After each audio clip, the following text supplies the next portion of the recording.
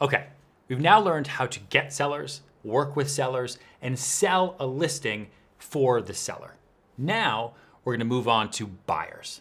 Now I meet a lot of real estate agents who say they don't like buyers, which always makes me crazy. Like they like sellers, they like their agreements, they don't wanna deal with buyers, but that's because they don't know how to work with buyers.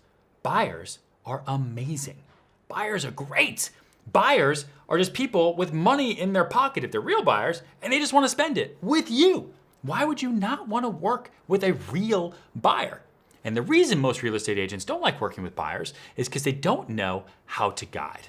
Because buying is guiding. They don't know how to set expectations. They don't know how to see if buyers are real. They don't know how to say no to buyers. Because remember too, buyers are giddy little shoppers the same way little kids are giddy little shoppers in the candy store. They don't know what to do. They're looking everywhere. Everything is possible. Oh my goodness, oh my goodness. So what I want to do is talk to you about how to qualify, set up, and excite a buyer to work with you as their buyer's guide. And I actually will include a real buyer's guide as part of this video. And then at the end, I'm going to show you how I qualify a buyer in my own office. So first, never meet a buyer for the first time at a listing, if you can. Now, I know if you have listings, you're going to meet buyers at open houses, and that's great. But ideally, you meet buyers with real meetings for the first time, either at their office, your office, or if you have to, a coffee shop or some neutral place, because you want to qualify them. Because real buyers who aren't just shoppers will take the time out of their day to sit with you and answer questions that you have, because they also realize that the buying process is a little bit scary. And they're about to spend a lot of money, and they want you to walk them through the process, and the process is something you know because you know everything about buying and selling real estate, right? They're gonna put their confidence in you because you are better than the internet, right? Right. So you wanna set that meeting, and you wanna have a list of questions where you ask them, why are you looking to buy? Where are you moving from? How much can you afford? Is there anything in the house that you need? Maybe you have a dog. Maybe you have a love of natural wood-burning fireplaces. Maybe you only need carpet or you only need wood floors. Ask them as many questions as they possibly can, and then break down and explain to them the steps that need to happen next to move forward in the buying process. Otherwise, every buyer is gonna take a year to find something, or 2 years, because you let them. And it's not their fault, it's your fault, because you didn't set the expectations from day one. Buyers who aren't real buyers are just shoppers, and shoppers are gonna waste your time. And that's not what this is about. Wasting time is dropped balls. You wanna have as many active balls in the air so you can catch as many of them as possible, because none of us are in this not to make money, right? You wanna make as much money as possible selling real estate, and you're gonna do it with buyers and sellers, and those buyers better be qualified. So in that meeting, you're going to completely qualify them, and you're also going to explain to them that buying is a process of elimination. It's not a process of selection.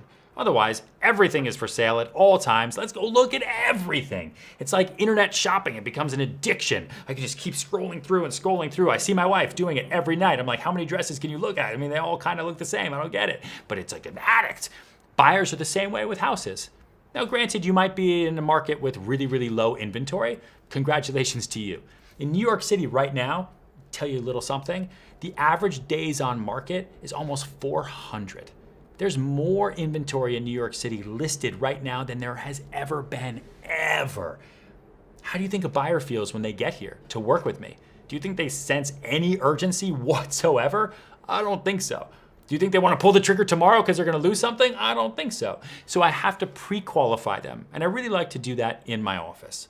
And just like working with sellers, working with buyers is all about good communication, because they're not going to buy something tomorrow. If they do, awesome, but they probably won't. And you need to communicate with them every day. New listings, new information, market updates, personal check-ins. Did they have a birthday? Did they get a new raise? Were they out on the town last night till 4 a.m. and you saw it on Instagram? Oh man, you're probably not gonna make that 9 a.m. showing that I set up for you. Everything is possible with great communication, because you want that buyer to be loyal to you. Another reason a lot of agents don't like buyers isn't just because they're not real, it's because they're not loyal. Because the internet tells them they don't have to be. Because everything you show them is on the market, right? They can see it on every website. So why do they need you? But if you have good and constant communication with them, they'll use you for information. Because when someone's spending a lot of money, they want to do it with a friend. What did we talk about before?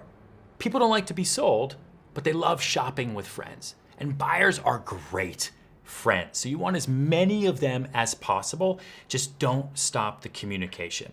Even if you think they are MIA. What did we talk about in the follow-up section?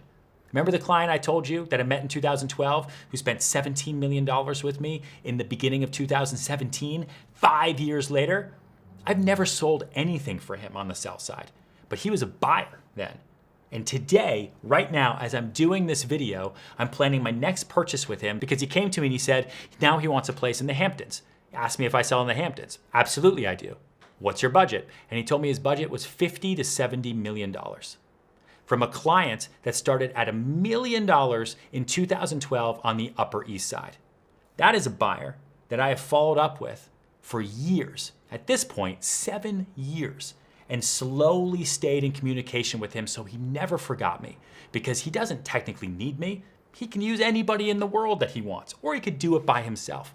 But he knows I have the information and I present the value to be the best buyer's guide the world has ever seen, and now you do too. Now in the next video, I'm gonna show you how I pre-qualify buyers in my office, and you're also gonna get my buyer's guide to download right afterwards.